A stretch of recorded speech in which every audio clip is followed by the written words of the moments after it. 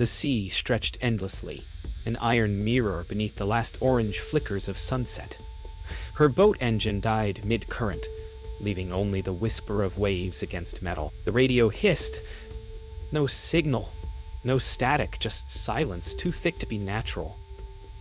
Then she saw it. The island, rising from fog like something exhaled by the deep. The locals had said it was empty, untouched, forgotten. Yet, as her boots hit the sand, she felt footprints that weren't hers pressed beneath. The air trembled. The wind called her name once. Soft, uncertain, like someone trying to remember her. She froze, pulse hammering, staring into the black wall of trees. What if this island wasn't abandoned? What if it had been waiting? By dawn, the island shimmered with dew, pretending to be innocent. The wind had carried her name through the night, too soft to prove, too real to forget. She unpacked her gear, forced her hands to steady, and began mapping the coastline. Every sound felt too close. The thud of coconuts, the scrape of shells, the faint echo of footsteps in rhythm with hers. When she found the ruined dock on the northern shore, half swallowed by coral, she noticed metal tags nailed into driftwood, scientific markings, weathered numbers she didn't recognize. Someone had worked here once, but why had their camp vanished without trace? The forest was alive with whispers. Just wind, she told herself, but the rhythm felt almost human. Vines brushed her shoulders like fingers. Deeper in, she found the first remnants of an old camp. A torn tent flap, a rusted kettle, bones of a signal mast still reaching for a sky that had long forgotten them. Her pulse slowed, matching the distant hum of cicadas. She crouched to examine a footprint sunk deep into mud, larger than hers, recent. Warning, recent. That's when she heard it again, closer this time. Her name, whispered from behind the tent fabric, as though the forest itself had learned how to speak. She set up camp beside the ruins of the old one, as if proximity to the past might protect her. Night fell fast. The ocean turned black, the sky too wide to feel safe. She cooked, listened, waited. Then came the whisper again, carried over the waves. Clear this time, too close to mistake. It was her name, just her name. Over and over. Her flashlight flickered, and when she turned it on the jungle, every sound stopped. Even the waves paused, as though the island was holding its breath. Sleep never came. The whispers circled her tent like waves around rock. She unzipped the flap, stepped out into the silver-dark jungle, and listened. A voice called softly from the beach. She followed, barefoot, the air colder with each step. When she reached the shore, the tide had drawn strange spirals into the sand. Perfect, concentric, deliberate. At the center lay a soaked journal, pages fluttering open as if to breathe. Her fingers trembled as she read the first words written inside. Day 1. The island knows my name. The journal's pages were swollen and salt-stained, but the handwriting was sharp, deliberate. Each entry began with the same line. The island answers when called by name. She scanned the pages until one stopped her heart. A map sketched in black ink, showing tunnels under the cliffs she'd walked past that morning. But there was something else. A signature at the bottom of the last page, faded but readable. She knew that name. The missing geologist from the 1998 expedition. The man whose voice she'd heard in her sleep since arriving. By morning, she followed the map's direction toward the northern cliffs. The jungle thickened, air heavy with the scent of decay and salt. Roots rose like ribs from the earth. She ducked under vines and found the opening, a narrow fissure between rocks, cold air whispering from within. The light barely reached inside, but something shimmered, like glass or water reflecting movement. Her breath caught. A figure stood deeper within the darkness. Or maybe just her reflection in a puddle too deep to be real. The tunnels pulsed with dripping echoes. She marked her path with chalk, but every turn felt too familiar, as if she'd walked here before. Her flashlight flickered against carved marks on the stone. Initials, coordinates, tally marks counting days or weeks. One carving stopped her cold. Her own initials cut deep, aged by years. The tunnel narrowed, forcing her to crawl, the smell of rust and seawater thickening. When her light caught a shape ahead, she realized it wasn't stone, it was bone, polished smooth by time. She stumbled into a larger chamber where water pooled in mirror-like stillness. On the walls, dozens of journals were pinned, their pages sealed in glass jars, names scrawled across them. Carter, Rook, Evans, Chen. Some were decades old. She reached for one jar labeled Carter, hands trembling. Inside was her own handwriting, identical to the notes she'd taken yesterday. The ink wasn't dry. She backed away as the sound of slow footsteps echoed through the chamber. "Oh, Maui," the whisper grew clearer now. A man's voice, deep and calm, calling her by name, guiding her toward the lightless exit. She ran, heartbeat echoing off stone, until she burst out onto the beach again. But the sky had changed. The sun hung lower than it should, the shadows too long. Her boat was gone.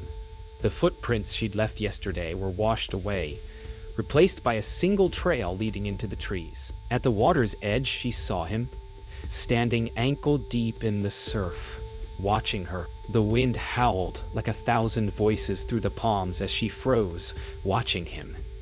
He didn't move, didn't blink. The surf foamed around his legs, pulling away, but never touching him. She shouted, a name she hadn't spoken aloud before, though she'd read it 100 times in the old reports. The man turned slowly, his face calm but hollow, like something that remembered being human. He said her name once, perfectly, then again softer, as if testing the sound. She stepped closer, chest tight. The world felt slightly wrong, like the tide had forgotten how to flow. They faced each other in silence until the sky broke open with rain. He stepped toward her, leaving no footprints in the sand. She stumbled backward, pulse hammering. "You're not real," she whispered, but he only smiled, tilting his head like he'd heard it before.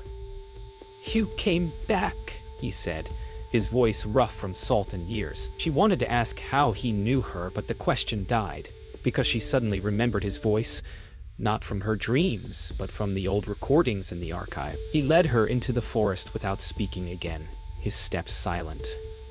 The air thickened as if holding its breath. They reached a clearing where ruins of another camp stood.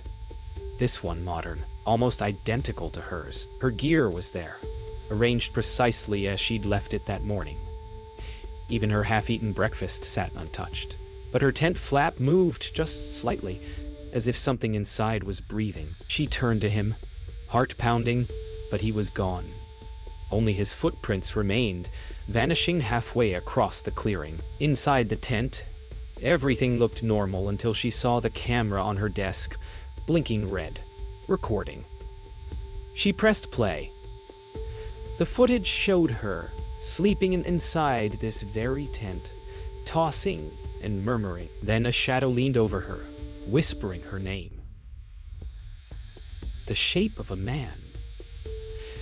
But when he turned toward the lens, it wasn't Daniel. It was her own face. The video glitched, looping the same whisper. Her own voice calling itself awake. The storm outside swallowed the night whole.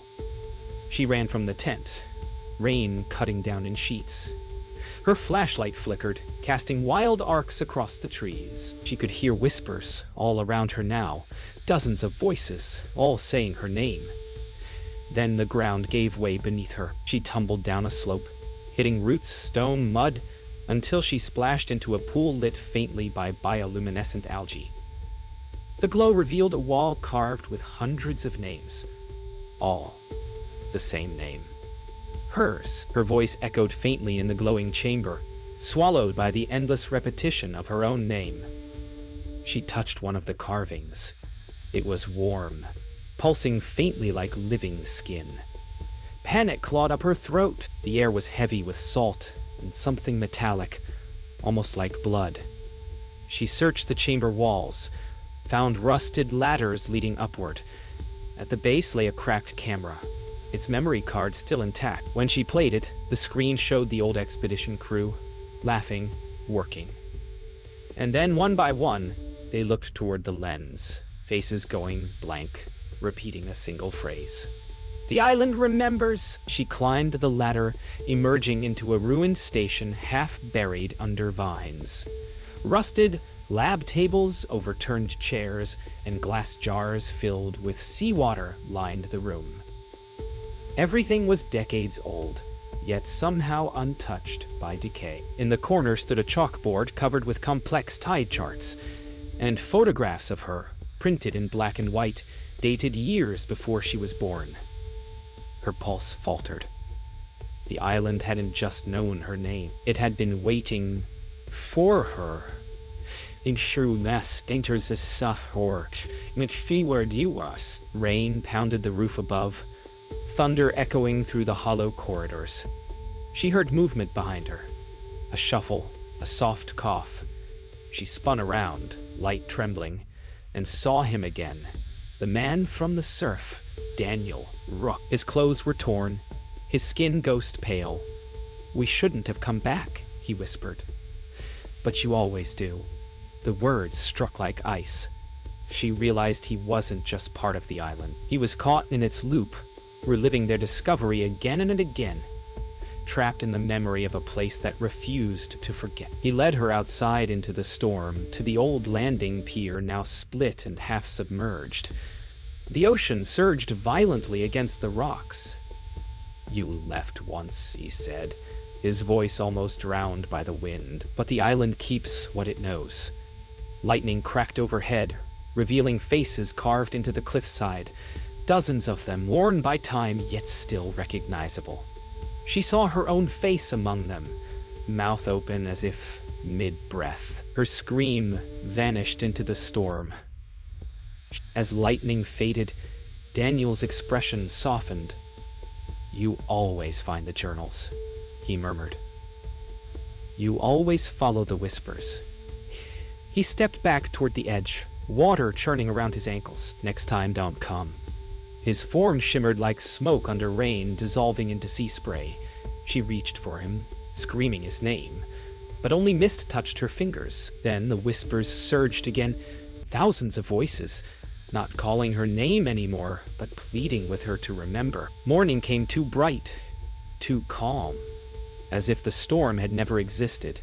Her camp was gone, washed clean, erased from the sand. Only her footprints led inland, each one already softening under the wind. The island looked the same but felt older, heavier. She wandered aimlessly until she found a path paved in coral and shells, glowing faintly beneath the surface. Every step she took echoed as though underwater. Something whispered again, no longer her name, but a word she couldn't understand, low and ancient, repeated with aching sadness. The sound made her eyes sting, as if it were pulling memories she hadn't lived. At the path's end stood a weathered wooden cabin, half hidden by vines. The door creaked open on its own. Inside, she found maps scattered across a table. Maps of the same island, drawn in different decades. One bore her handwriting, though aged and faded. She traced her own signature, her heart pounding.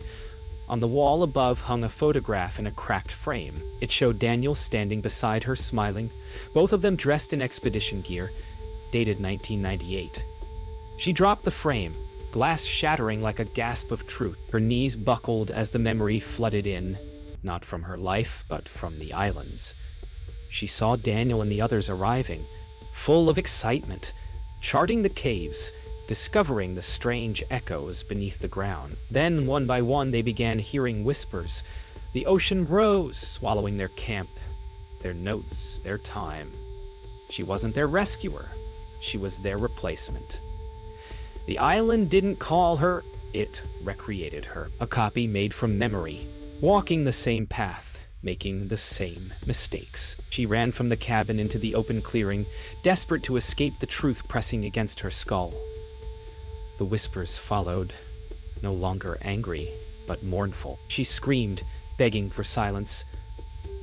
But the island answered with images, flashes of Daniel drowning, of her face turning toward the waves again and again. She dropped to her knees as the ground trembled. The sea beyond the trees rose unnaturally, a slow tidal wall glowing from within, like it too was alive. The island wasn't haunted. It was the haunting. She took one step toward the water, the whispers soft now, almost kind. "If I remember you," she whispered, "will you let me go?" The sea pulsed once, and the light dimmed. She dropped the journal she still clutched, Daniel's journal, and watched as the tide carried it away. The water reached her knees, then her waist. Her reflection stared back, lips moving before she spoke. "The island knows," it said in her own voice. The next wave took her gently, as if reclaiming what had always belonged. The world shifted in silence. Salt water stung her lips as she gasped awake, not on the shore, but inside the jungle again. The sky above shimmered with strange auroras, green and gold, as if the stars themselves were watching. Her clothes were dry. The tide marks on her arms were gone. For a moment, she thought she had survived, but when she looked down, her reflection stared back at her from a pool of still water, not mirroring her movements, but smiling faintly, as though it knew something she didn't. The air pulsed once, and in that pulse she heard Daniel's voice whisper, "You're home." She followed faint footprints through the mist, her own voice echoing ahead of her, like a ghost, guiding the way. The jungle opened into a clearing, where the remnants of another camp lay, fresh, organized, alive. She froze. Steam rose from a pot, and a tent flap moved in the breeze. Her equipment was there again, dry and new. On the table, a notebook waited, its first page blank, except for one line written in her handwriting. "The island knows my name." The realization crashed over her like cold surf. She was repeating it. The days, the discoveries, even the fear. The island wasn't killing anyone. It was remembering them so perfectly that it brought them back, one by one, caught in an eternal echo.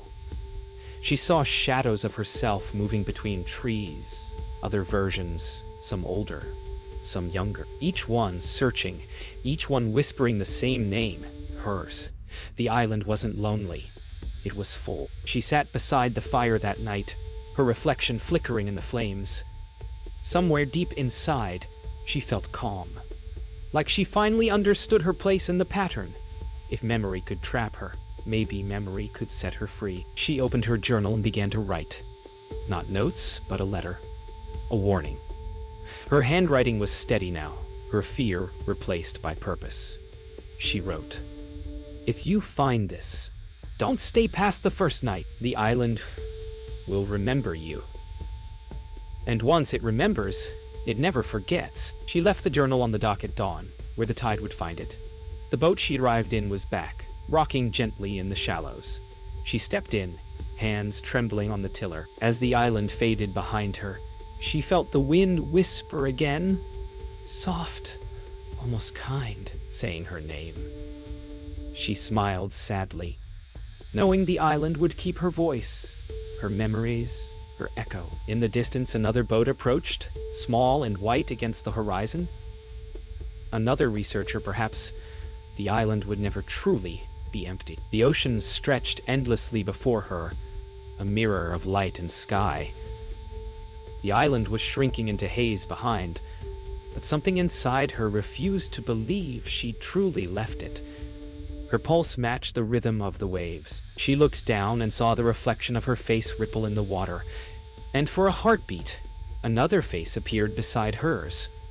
His, Daniel. He was smiling faintly, as though proud of her for escaping, or maybe sad that she had tried.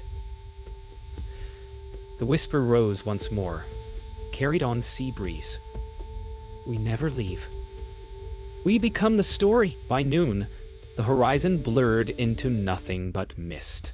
Her compass spun lazily, refusing to point anywhere. She checked her supplies, barely enough to last a day. But there, wedged under the seat, was another notebook. She froze. The cover was dry and new, embossed with her initials. She opened it with shaking hands. The first page read, "Arrival Log, Day 1. Below it, her own handwriting filled the margins. Not words of escape, but discovery. Her breath caught. The ink was still wet. The boat drifted in circles as the mist thickened. She called out, her voice echoing strangely, bouncing back at her with perfect mimicry. Then faintly she heard laughter. Not menacing, but familiar. Like her own echo played backward. Shapes began to form in the fog, figures walking across invisible ground, their outlines flickering between solid and shadow. She saw Daniel among them, and behind him herself again, smiling. The whisper wasn't calling anymore. It was welcoming her back. The mist parted for just a moment, revealing the island again, closer than before. It looked almost peaceful now, the waves calm, the trees swaying gently, as if in greeting. She understood then. No one left the island because it wasn't a place. It was memory itself, an endless recording of everything it touched. She smiled faintly, lowered the notebook into the water, and watched as it floated back toward the shore, carried by invisible current. "Remember me kindly," she whispered. Somewhere deep within the jungle, the tide washed a small leather notebook onto the sand. The cover gleamed faintly in sunlight. A pair of boots stepped beside it. New, clean, unfamiliar. A woman's voice called out in the distance, cheerful, curious, unaware. "Hello? Is anyone here?" The wind stirred, carrying the faintest whisper through the trees. Not a warning, a welcome. The island breathed in once more, and another story began.